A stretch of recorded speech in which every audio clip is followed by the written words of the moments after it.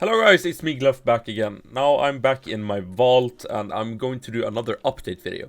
Deca has released and will probably release soon, I've gotten it beforehand, a producer's letter for upcoming changes in 2022 and later for 2023. So it's a roadmap-esque blog post.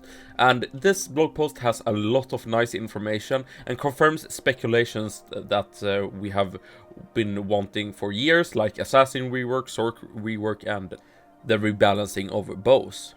But before that, join my 4,000 gold giveaway that I host in collaboration with Deca. It's down in the description, and join that after you've seen this video. But let's jump into the news. So I'm going to do similar to what I did some days ago with the bow leak. I'm going to read over this document, and as you can see we have 8 pages of information, and I will try to point out the most important things they mention here and talk briefly about what I think. Here in the beginning they talk about what happened in 2021, and it was a big year for Realm with the release of the Shatters rework and the new class Kensei and Summoner. And they talk about how they didn't expect the Kensei to be come out as it is right now. It's a little bit buggy. Here they talk about updating servers, and I guess they've always done that, and that could always been improved, but I like that they talk about it. But here's another interesting thing. Lair of Draconis and Mountain Temple rework. Lair of the Draconis and Mountain Temple will be receiving an overhaul, especially on the design side with some art enhancements. These improvements were also the projects our teammates Kidforce and Toasters started working on last year. Although they both aren't in the team now, we want to thank them for their amazing job and contribute to their efforts by finishing up the work they started for these awesome dungeons. They say that they will be making an overhaul of the dungeon, not remade from scratch like the Shatters, and I like that. And there is a lot of dungeons in the game that needs reworks, like we have the Lord and Mountain Temple, of course, but there are other dungeons that could need a rework. Some time ago we introduced an item balancing patch. We think it's time to do this again, and because of that we have been working on rebalancing gear that needed some attention. This is probably what I talked about the other day with the rebalancing of lower tiered UTs, or not lower tiered UTs, but UTs that have just fallen behind. And I like this, and it's always needed when there is new stuff coming out, like the new Shatters weapons making stuff bad. Here they talk about the bow rework, and yeah, it's what I talked about in my past video, so I won't go over that. Here's one thing that I really like about this post, and it's the Katana rebalance. Another important frontlight in regards to item balance was the state of katanas. Katanas have historically been a little on the weak side, currently dealing similar damage to daggers despite having a lower range. In addition, many players often consider Enforcer to be the only useful UT choice, as almost all the other UTs and STs have been balanced closely to the tiered weapons, which were very lacking. Due to this, we will be increasing the baseline damage values of the entire weapon class, as well as tweaking a few UTs further where we deem it necessary. This will hopefully bring katanas up to a damage value deserving of their range, as well as the lower the gap between most katanas and Enforcer. So that is very nice, and I'm looking forward to this katana rebalance, because I like katanas, but yeah, right now the Enforcer has been the main katana since the 03 release and the Valor. I'm not sure, I haven't tried it myself. I think it's pretty good. But top 10 katanas video is coming next week, so like this video if you want top 10 katanas. Here they talk about the Easter event that will come. This Easter we celebrate the spring equinox. Yeah, it's a festival of renewal and prosperity where the elements work together to make the earth bloom. To do that, and during the complete season, we will host a special double exaltation event where all the dungeons will spawn with a guaranteed exalted banner modifier, where when the earth is happy, the players get rewarded. So this means that you have, I think, the best dungeon exaltation. The modifier is 33% of an extra exaltation, so every third dungeon you do will give you an extra exaltation, and that is very promising. And yeah, I want to exalt some characters during that event. Month of the Mad God. This will be the biggest month of the Mad God ever. What? You think we've said that before? This is very true. We did say that before for other years' month of the Mad God, yet this year's is going to be better. Seasonality. Seasons will change the game at its core and will be a big step towards the vision we have for Realm. We will not promise that all these features will be implemented in time for Month of the Mad God, but the ones that are not should be released throughout 2022. Each season will last roughly 8 weeks. There will always be an open season and you'll be able to choose to play normally with the normal characters or with the seasonal characters. If you choose to play with the seasonal characters, you'll have access to challenge modes and your character may have additional advantages compared to playing normally. And if your character is live at the end of the season, you get to keep it for the next one. Seasons will bring an already talked about an important system, the Battlepass. The Battlepass will always be active during season and will replace the current campaigns. It will have a free progression as well as a paid one. You'll be able to collect a new type of experience point called Battlepass XP, BXP for short. These points are collecting by defeating monsters, the same as normal XP.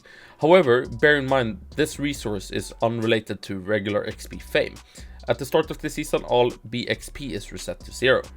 As you progress through the Battle Pass acquiring BXP, at certain milestones you can claim prizes, which require you to have a minimum amount of BXP to claim. They'll be able to send to gift chests if they are inventory items. Players will also be able to buy an Exalted Pass, similar to Premium Pass in many other games. This will allow you to claim premium-only milestones and also boost their progression with gold if they so want. Boosting is not allowed without having an Exalted Pass. The Exalted Pass rewards will accumulate with the regular pass. If a player with an Exalted Pass completes the whole season, they'll be gifted an Exalted Pass for the next one. So this with the season sounds very promising and I like this idea. And I think it's almost like the rifts we had some time ago, where there is a special mode that some characters might have disadvantages to give you another advantage. So maybe you can't play with a pet, you might get more loot, or you can do more milestones or whatever. Here's something we all want, and it's the Sorcerer and Assassin rework. In regards to Sorcerer, we will be extending his ability to give him more options and roles to play in combat. In this regard, Sorc Scepter ability will be revamped, so his ability will now make use of enemies to extend even further his damaging range. In this sense, we want to be an expansive rework. He'll be the same, but with more combat options still based on careful positioning and skill timing, with which we hope Sorcerers will be back on the front lines very soon. Assassin is the other class that will undergo an important ability change. We had announced this in previous communications, and honestly speaking, Assassin's rework has been on our to-do list for about 1 entire year without pushing the final specifications for it. The issues with Assassin were blatantly obvious for us after seeing how well received the Polarity Poison was, which highlighted how lacking his ability were in the current metagame. We will rework the class with a high focus on increasing Assassin's overall DPS with more incentive to use both your dagger and poison in tandem. Very nice, and it's what we want. I don't think there's a big class problem with the Sorcerer. I think just the Scepter, as Deka says, needs a rework, and I'm looking forward to that. But Assassin on the other hand needs a total rework. The just base poison damage is not good, and I'm looking forward to this. Maybe Assassin will be the most played character this month of Mad God, or whenever this update hits. I don't know, but the future. Okay, here is something I like a lot: new weapon types. Let's see, you can't see it. Okay, now you can see.